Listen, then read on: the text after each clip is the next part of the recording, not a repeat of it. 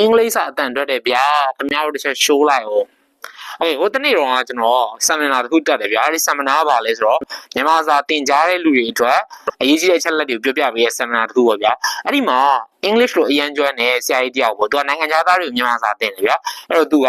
အဲ့ဒီ presentation လုပ်တဲ့ဆရာမကိုမေးတယ်ပေါ့ဗာမေးလဲဆိုတော့ဖမ်းမြန်မာစာမှာကျွန်တော်လို့ရေးတယ်ဗျာ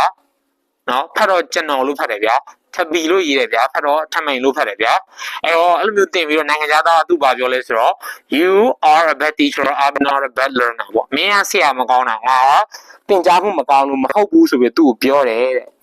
အဲ့တော့ကျွန်တော်တို့ English မှာလည်းတစ်ချက် show လိုက်အောင် bro ဒီမှာကြည့်အောင် English တဲ့ဒီမှာ CUT ပေါ့နော်